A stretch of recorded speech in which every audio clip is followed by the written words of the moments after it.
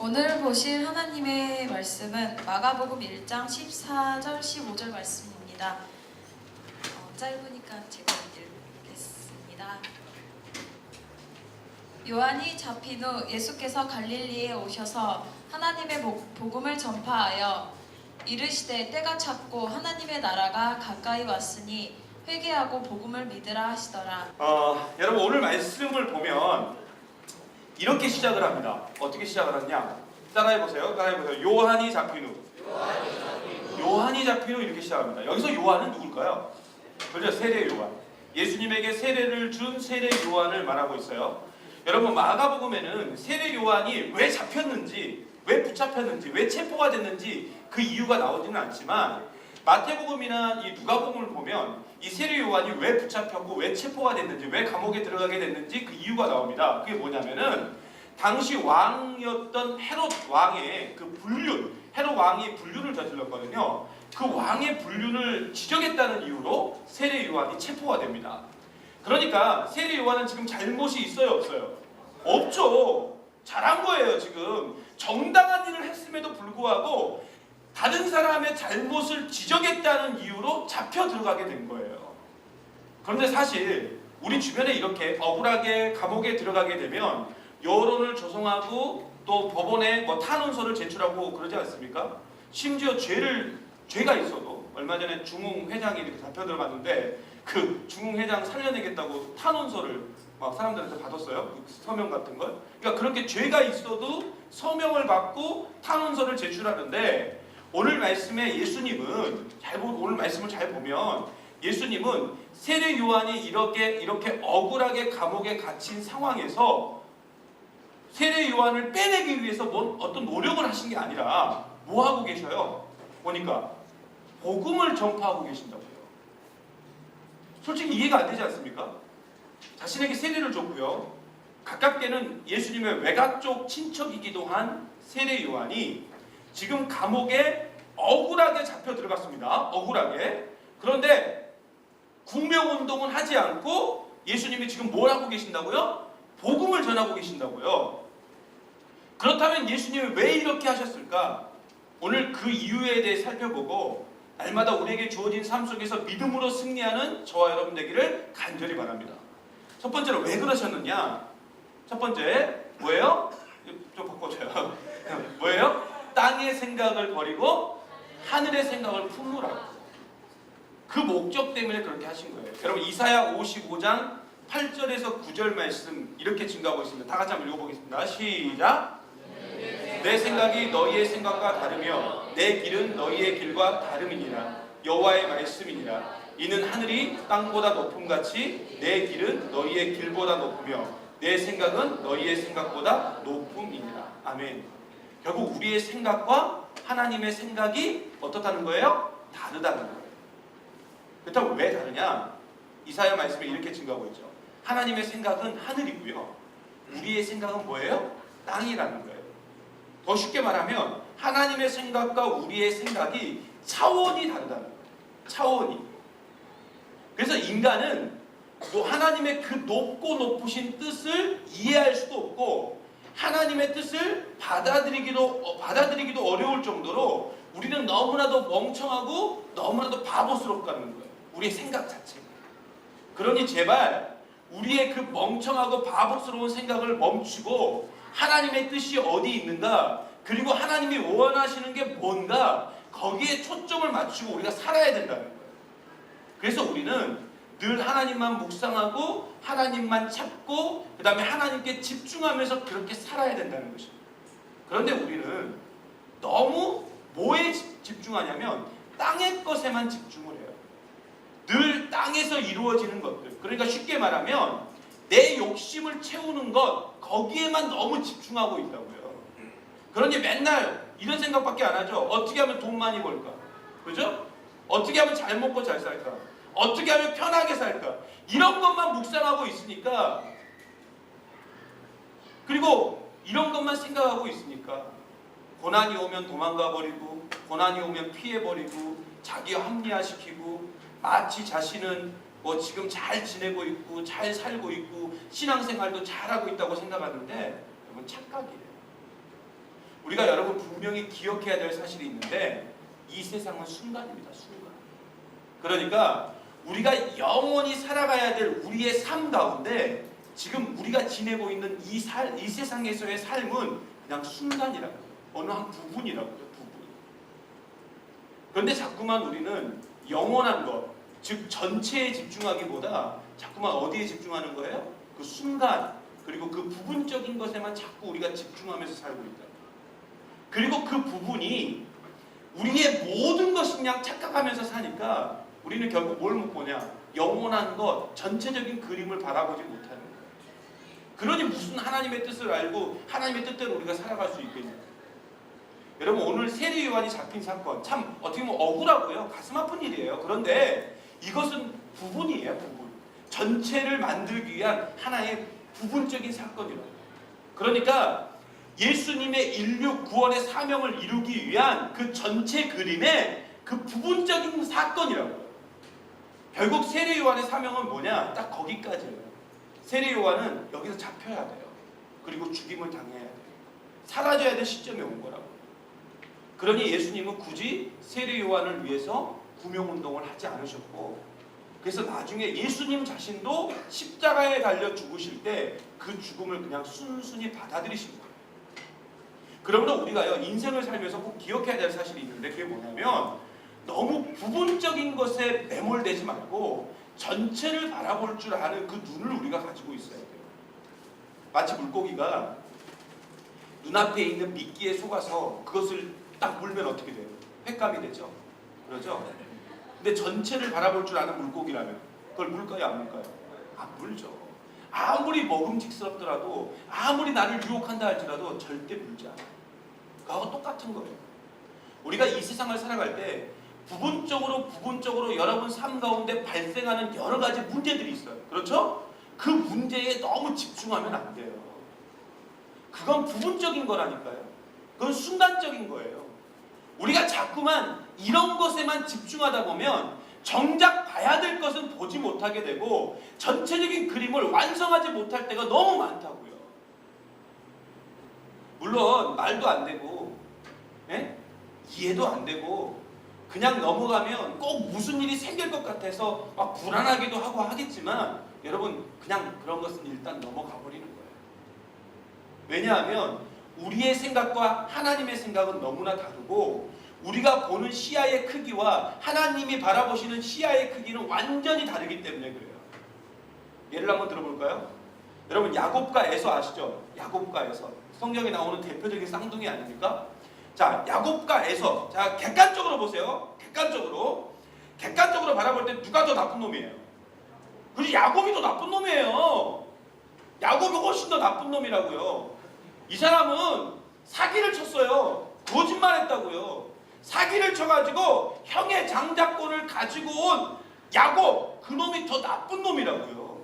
여러분 한번 생각해보세요. 여러분의 동생이 여러분의 것을 사기를 쳐서 가지고 갔다. 나한테 사기를 쳐서 가지고 갔다. 그 동생을 가만히 놔두겠어요? 예전아 네 동생 가만히 놔두겠니? 가만히 안 놔두겠죠? 다리몽다리를 불러버리겠죠. 결국은 지금 야곱이 더 나쁜 놈이라고요. 에서는요 진짜 순수한 사람이에요. 배가 고파가지고. 그죠? 배가 고파가지고 순간적인 실수로 장자권을 그냥 팔아넘긴 것밖에 없다고요. 그 죄밖에 없어요. 그러나 하나님은 에서 대신 누구를 선택해요? 야곱을 선택했다고요. 그리고 야곱을 통해서 하나님의 역사를 이루어 가셨다고요.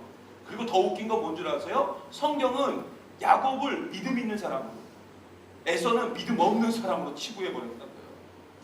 왜 그러냐? 우리가 방금 얘기했던 그 장자권 팔아넘기고 뭐 하는 그 사건은 전체적인 야곱과 에서 이야기의 어떤 부분이에요? 부분이에요. 한 부분이라고요. 전체 그림의 한 부분이라고. 그것 가지고 모든 걸 판단하면 안 된다고요. 여러분 우리가 성경의 전체적인 그림을 볼 때 왜 하나님이 야곱을 선택했는지 그리고 야곱을 통해서 왜 놀라운 역사를 이루셨는지 다 알 수 있다고요. 그러므로 우리가요 너무 부분적인 것에 그 부분적인 것에 매몰되어 있으면 안 돼요. 전체를 보고 영원한 것을 볼 줄 아는 우리가 돼야 될 줄 믿습니다. 마귀는요 우리를 그래서 어떻게 공격하는 줄 아세요? 자꾸만 부분적인 것, 순간적인 것에만 집중하게 한다고요. 그리고 그것에만 집중하게 해서 하나님의 놀랍고 아름다운 그림을 완성하지 못하게 한다니까요. 물론 그 부분적인 것들이 때로는 도저히 이해가 안 될 때도 있어요. 이해가. 그리고 세례 요한처럼 억울한 일을 당할 수도 있어요. 고난일 수도 있어요. 내 마음에 들지 않는 일일 수도 있어요. 인간관계에서 오는 문제일 수도 있다고요. 그러나 우리가 전체를 바라보고 간다면 그것마저도 우리의 그림을 아름답게 이루어가는 한 부분이라고 생각할 수밖에 없는 거예요. 그래서 예수님은 그 부분적인 것, 세례 요한이 잡힌 것, 그거에 집중하지 않고 전체 그림을 보면서 자신에게 주어진 사명을 감당한 거예요. 여러분, 이제 우리가 어떤 눈을 가져야 돼요? 전체를 바라보는 눈, 그거 가져야 돼요. 그게 하나님의 눈이에요. 하나님의 눈으로 세상을 바라보는 거예요. 그 눈을 가지고 땅의 생각을 버리고 하늘의 생각을 품고 날마다 하나님이 원하시는 믿음의 삶을 살아가시기를 간절히 바랍니다. 두 번째로 오늘 말씀을 통해서 알 수 있는 건 뭐예요? 잘 먹고 잘 사는 것보다 뭐에 집중하라고요? 사명에 집중하라. 그거 알려주려고 이렇게 하시는 거예요. 또 예수님은 그렇게 하신 거예요. 여러분, 청년 때 누구나 원하는 삶이 있어요. 누구나 원하는 삶. 그걸 무슨 삶이라고 해요, 우리가? 그죠? 잘 먹고 잘 사는 삶, 성공적인 삶, 성공하는 삶. 그렇다면 여러분 기준에서 성공이란 뭐냐? 방금 말씀하셨던 그거죠. 잘 먹고 잘 사는 것. 그죠? 근데 여러분 그거 오해하고 있는 거예요. 잘 먹고 잘 살고 연봉 많은 직장 다니고 또 승진해서 출세해서 편안하게 사는 것을 우리가 성공하는 인생이라고 말을 하는데 이거 잘못된 생각이라고요. 그렇게 되면 누구도 성공한 인생인 줄 아세요? 매국노 이완용이도 성공한 인생이에요. 그렇잖아요. 얼마나 돈 많이 벌었어요, 나라 팔아서. 그죠? 얼마나 출세했습니까, 나라 팔아가지고. 겁나게 편하게 살다 죽었잖아요. 근데 우리는 이완용을 갖다가 성공한 인생이라고 해요? 아니요, 이완용이 누굽니까? 이렇게 말하면 안 돼요, 지금. 이 시점에서.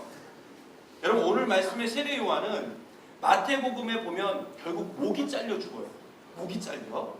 목이 잘려 죽는데 그 잘린 목을 쟁반에 이렇게 들고 와요, 또. 그렇게 죽었다고요. 왜 그래요? 왕의 잘못을 지적하다가. 함부로 지적하지 마. 목 잘릴 수 있다. 그죠? 근데 이렇게 목이 잘려가지고 그렇게 온 거예요. 그런 인생이 됐다고요. 그런데 우리는 세례 요한 인생이라고 불러요? 목이 잘렸는데 실패한 인생이라고 하냐고요? 아니죠. 성공한 인생이라고 말한다고요. 결국 진정으로 성공한 인생은 어떤 인생인 줄 아세요? 바로 하나님이 우리에게 주신 사명을 완수하는 인생, 그 인생이 성공한 인생이라고요. 세례 요한은 그렇게 산 거예요. 자신의 사명대로 산 거예요. 비록 목이 잘렸을지언정 자신의 사명대로 사니까 그 인생은 지금도 우리에게 성공한 인생으로 기억되고 있는 거예요. 그래서 예수님도 어떻게 했어요? 자신의 사명대로 십자가에 달려 죽으시고 3일 만에 부활하셨다. 그래서 우리가 예수님의 인생을 성공한 인생, 33살의 인생밖에 안 됐지만 성공한 인생이라고 말하는 거예요. 그러니 예수님 입장에서 자신의 사명을 잘 감당하고 있는 세례 요한을 구명할 필요가 있어요? 없는 거예요. 아니, 생각해 보세요. 자신의 사명 지금 잘 감당하고 있는데 그래서 그 일로 인하여 감옥에 잡혀 들어갔는데 굳이 이 사람을 빼낼 필요가 있냐 이거예요. 우리 효근이가 지금 군생활 잘하고 있는데 제가 효근이를 군생활 중에 빼낼 필요가 있겠습니까? 물론 효근이를 빼내고 싶었으면 좋겠다 이런 생각이 있겠지만 빼내지 않아요. 제가 잘하고 있거든요. 잘하는 애를 왜 빼요? 그죠? 더 잘할 수 있는데 거기서. 그다음 말똥 박지 말고. 예수님도 마찬가지예요. 자신의 사명을 감당하기 위해서 오늘 말씀에 결국 뭐하고 계시는 거예요? 복음 전파하고 계시는 거예요. 우리는 자꾸만요 성공의 기준을 갖다 어디에다가 그 기준을 맞추냐면 이 세상에다가 자꾸 그 기준을 맞춰요. 그래서 좋은 차 타야 되고 좋은 집에 살아야 되고 좋은 옷 입어야 되고 좋은 직장 다녀야 성공한 것처럼 생각하는데 진짜 성공은 뭔 줄 아세요? 내게 맡겨진 사명을 잘 감당하는 게 성공이라고요. 지금 현재 여러분에게 맡겨진 것 그거 잘 감당하는 거. 그 1차적인 사명이 뭐예요? 이 자리에 앉아있는 거. 그래서 여러분이 성공한 인생이에요. 옆에 분에게 이렇게 얘기하세요. 다 이렇게 얘기하세요. 다 얘기하세요. 당신은 성공한 인생입니다. 성공한 인생이에요. 왜요? 여러분의 사명을 지금 감당하고 있잖아요. 그래서 우리는 우리 안에 있는 욕심을 버려야 돼요. 어떤 욕심? 잘 먹고 잘 살고자 하는 욕심, 더 좋은 거 누리고자 하는 욕심. 물론 부자로 사는 건 죄는 아니에요. 그러나 그것에 사로잡혀가지고 정작 내가 해야 될 사명을 하지 못한다면 그건 죄예요. 예를 들어서 주일날 돈 많이 벌려고, 더 잘 먹고 잘 살려고 주일날 예배 빠져버린다면 그 사람은 뭐예요? 실패한 인생이라니까요. 그런데 우리에게 맡겨진 사명을 우리가 감당을 잘하고 있다. 그러면 성공한 인생입니다. 그런데 왜 우리가 자꾸만 우리에게 맡겨진 사명을 감당하지 못하는가? 이유는 단순해요. 내 욕심 때문에 그래요. 욕심 때문에. 내 생각과 내 욕심을 버리지 못하니까 자꾸만 세상적인 성공을 추구하게 되고 세상적인 성공만 이루려고 하게 되고 그러다 보니까 자연스럽게 하나님 곁을 떠나는 거예요. 여러분, 우리가요 사실 여름만 되면 우리 공동체에게 자연스럽게 맡겨진 사역이 두 가지가 있어요. 여름만 되면 뭐하고 뭐예요? 그죠? 학예봉사와 미션 트립이죠. 그죠? 이게 자연스럽게 여름만 되면 내 의지와 상관없이 이 사명이 우리에게 옵니다. 근데 한번 생각해 보세요. 단도직입적으로 얘기하는데 우리가 왜 이 사명을 감당하지 못할까요? 물론 감당하고 계시는 분도 있어요. 왜 감당하지 못할까요? 왜 이 사명을 감당하지 못하겠다라고 말하는 분들이 나올까요? 왜 그래요? 제가 말씀드렸잖아요. 차마 내 입으로는 자신의 입으로 말을 못하겠어요? 내 욕심 때문에 그런다고요. 욕심 때문에. 물론 여러 가지 사정이 있죠. 사정이 있어요. 그러나 예를 들어볼까요? 농어촌 학예봉사 같은 경우에 제가 여러분들에게 모든 시간을 다 감당해달라고 말하는 거 아니에요. 2박 3일 그 일정 다 감당해달라고 말하는 거 아니에요. 물론 시간을 다 낼 수 있으면 그렇게 하면 좋죠. 그러면 여러분에게 나눠줬던 신청서에 그렇게 세부적으로 시간을 나눠놓을 필요가 없다니까요. 여러분이 헌신할 수 있는 시간대를 보고 헌신해달라는 거예요. 정시간이 안 되면 밤에라도 아니면 새벽에라도 와서 얼굴 한번 비춰달라는 거예요. 우리는 같은 공동체니까. 계절학기 때문에 시간이 안 된다? 그러면 금요일 저녁에 들어올 수 있잖아요.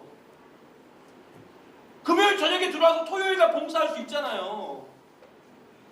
물론 여러분 중에 휴가를 내서 또는 자신의 시간을 다 포기해서 전체 일정을 다 참여하는 분들도 계십니다. 이번 미션 트립 같은 경우는 직장인들이 참 많이 참여해요. 여러분, 직장인이 10일간 휴가를 낸다는 거, 그 쉬운 일입니까? 이건 굉장히 어려운 일이에요. 기적 같은 일이라고요. 근데 그 일을 하고 있는 거예요. 자신의 사명이라고 생각하니까. 잘 먹고 잘 사는 건 포기하는 거예요. 예를 들어 학생 같은 경우 알바한 돈 다 경비로 내는 분들 있잖아요. 90만 원. 여러분, 그 돈이 작은 돈이에요? 얼마나 큰 돈이에요? 90만 원 굉장히 큰 돈이죠. 학생들 같은 경우 얼마나 큰 돈입니까? 물론 직장인도 큰 돈이지만 이걸로 얼마나 많은 걸 누릴 수 있어요. 그렇죠? 자, 세훈이에게 내가 90만 원을 그냥 준다, 쓰라고 한다면 어디 있을 것 같아요? 어? 고기 먹는다고? 90만 원어치 고기를 먹을 수 있어요. 나한테 90만 원을 주고 나보고 쓰라고 한다면 내가 선착순 여기서 선착순 35명을 내가 추려서 마리나를 데리고 가겠어요. 아니, 나 진짜 90만 원 있다는 거 아니에요. 그냥 이렇게 큰 돈이라고요, 이게. 그렇죠? 제가 여러분에게 진짜 여기서 딱 이따 끝나고 선착순 35명 앞에서 줄 세워서 이따 저녁에 마리나 갑니다 이러면은 얼마나 빨리 나올 것 같아요, 여러분이. 막 계속 막 광고하는데, 아니, 제 한세웅이다, 그 광고 좀 빨리 좀 끝내줘. 그냥 이러고 있죠. 세웅이도 광고가 안 돼. 세웅이도 지금 빨리 뛰어가야 했다는 생각밖에 없다고. 그러면서 뒤에 앉아 계신 분들은 흐뭇한 미소를 짓고 있겠죠. 그죠? 우리가 그 돈이 얼마나 큰 돈이냐고요. 그런데 그 돈을, 그렇게 큰 돈을 캄보디아에 있는 아이들을 위해서, 그러니까 하나님을 위해서 포기한 거예요. 그냥 내려놔 버린 거라고요. 자신의 욕심을 포기한 거라고요. 그러니 우리가 매년마다 그 사명을 감당해낼 수 있는 거예요. 그러므로 우리가 집중해야 될 건 뭐냐? 자신의 욕심이 아니라 뭐라고요? 사명. 내 눈앞에 보이는 억울한 현실 그리고 고난과 고통이 아니라 우리가 뭐에 집중해야 돼요? 내게 주어진 사명에 집중해야 돼요. 그래서 그 사명에 집중하면 사명을 방해하는 것들은 그렇게 중요하지 않게 돼요. 분명히 기억하세요. 하나님이 왜 나를 부르셨고 나를 통해서 어떤 사역을 하기를 원하시고. 제가 화요일날 세훈이하고 이야기 이렇게 서로 만나서 미팅하면서 서로 데이트했거든요. 서로 데이트하고 이야기하면서 제가 세훈이한테 그런 얘기를 했어요. 제가 여기서 설교를 하잖아요. 제가 여기 설교한다고 여러분 중에 몇 명이나 변화될 것 같아요? 일주일에? 제가 여기 설교한다고 이 설교 듣고 막 갑자기 막 변화되고 갑자기 불받고 막 이런 사람 있어요? 없어요. 나 솔직히 한 명도 없다고 생각해. 그러면 저는 한 명도 없으니까 다음 주에 설교하지 말아야 돼요? 아니잖아요. 제 사명이니까 여기 서 있는 거예요. 솔직히 이런 말씀 드려서 죄송하지만 여러분을 보면 실망이에요. 왜? 나를 봐도, 내가 나를 봐도 실망인데? 그렇지 않습니까? 그래서 여러분에게 기대하지 않아요, 저는.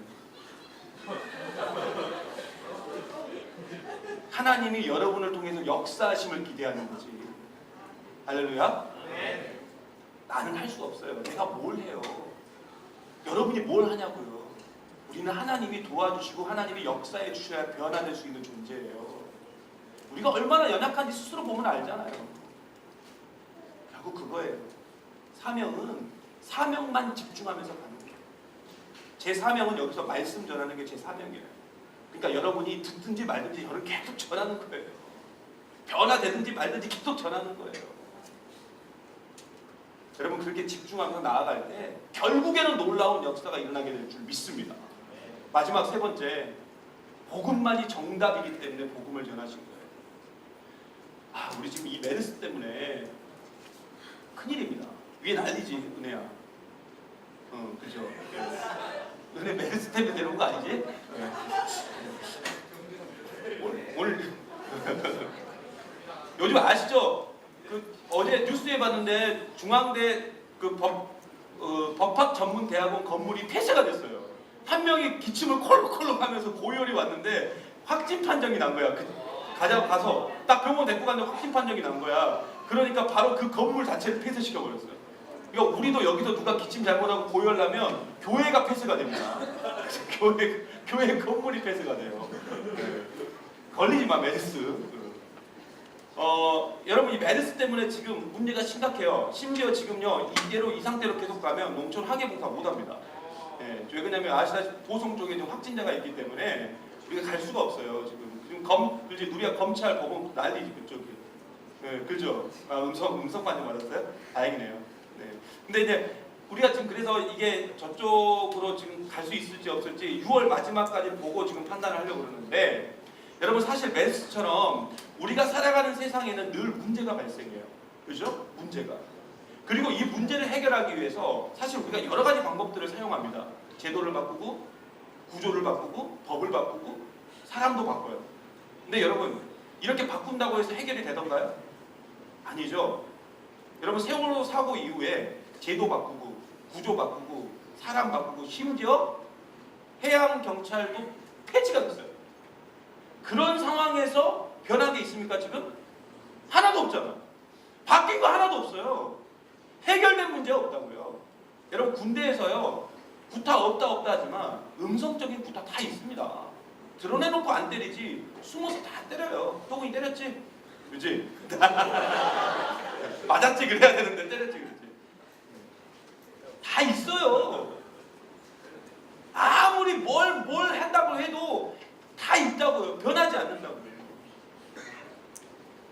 결국 뭐냐? 제가 왜 이런 얘기를 하냐면 인간의 문제는 제도 바꾸고 구조 바꾸고 책임자 바꾼다고 해결될 게 아니에요. 제가 군대에 있을 때요. 그 중대 하나가 그러니까 중대라면 한 150명 되는데 그 중대 하나가 완전히 해체가 된 적이 있어요. 왜 해체됐냐? 거기 안에 폭력 사건이 있었거든요. 폭력 사건이 있어서 중대 하나를 해체시켜 버렸어요. 다 갈대에 끼쳐 버렸어요. 근데 그게 더 문제가 됐던 거야. 걔네들이 다른 데 가서 또 때려. 바이러스처럼 번져가요. 여러분 이런 식으로 한다고 해서 죄가 해결되는 거 아니라니까요. 그래서 오늘 말씀에 예수님은 억울한 이유로 감옥에 갇힌 세례 요한을 구하기 위해서 구명운동한 게 아니라 원천적인 문제, 그 죄의 문제를 해결하기 위해서 뭘 하신 거예요? 복음을 전파하신 거예요. 회개하고 복음을 믿으라. 이렇게 외치신 거라고요. 결국 죄의 문제가 해결되지 않는 이상 절대로 이 땅의 모든 문제는 해결되지 않는다니까요. 물론 인간의 죄의 문제는 예수님께서 십자가에 달리시고 죽으신 그 사건을 통해서 해결되었어요. 그래서 인간의 근원적인 문제, 그 문제를 해결하기 위해서 우리가 해야 될 게 뭐예요? 그 십자가를 전하는 거예요. 예수 그리스도를 전하는 거예요. 우리도 똑같이 예수님처럼 회개와 복음을 전해야 된다고요. 예수님 전하고 예수님 믿지 않는 사람들이 십자가를 붙들게 만들어야 돼요. 그래야 문제가 해결된다고요. 그게 우리의 사명이라고요. 그리고 이것이 점점 확장되어 갈 때 우리의 삶 속에서 모든 문제도 다 해결될 줄 믿습니다. 여러분, 우리도 마찬가지예요. 여러분 안에 해결되지 않은 문제들 있죠. 여러분 개인적 문제, 여러분 개인적인 삶의 문제들 있잖아요. 해결되지 않는 문제. 그거 해결할 수 있는 방법 알려드릴까요? 십자가를 붙들면 돼요. 나의 부족함과 나의 연약함을 십자가를 붙들면 발견하게 돼요. 그리고 내가 얼마나 죄인인지, 내가 얼마나 흉악한 자인지, 내가 얼마나 더러운 존재인지 알게 된다고. 그러니 하나님을 붙들 수밖에 없고 자신의 죄를 고백할 수밖에 없고, 그러니까 변화될 수밖에 없는 거예요. 저는 그렇게 생각합니다. 청년들의 문제, 취업의 문제, 결혼의 문제, 학업의 문제, 여러분의 삶 속에 나타나는 모든 문제들은 사실 십자가 하나만 붙들면 다 해결돼요.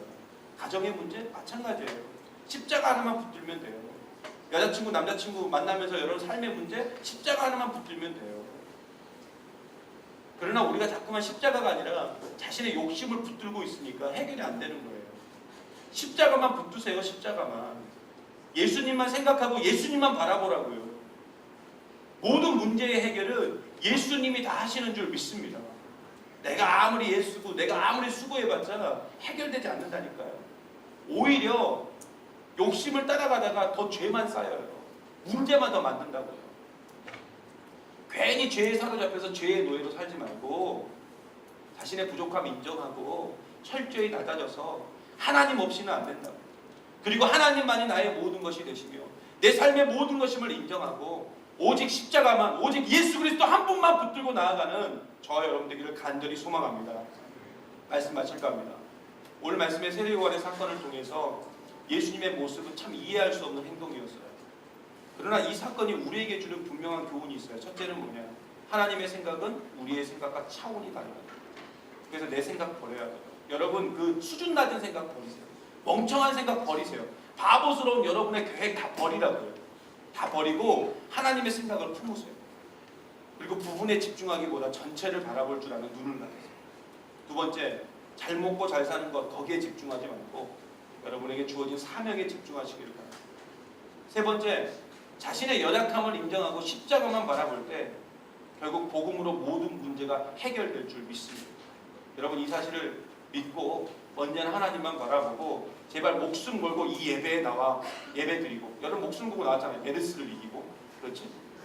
이렇게 예배 드리고 무슨 일이 있어도 하나님만 의지하는 그 복음을 전하는 우리 믿음의 종 되기를 간절히 소망합니다.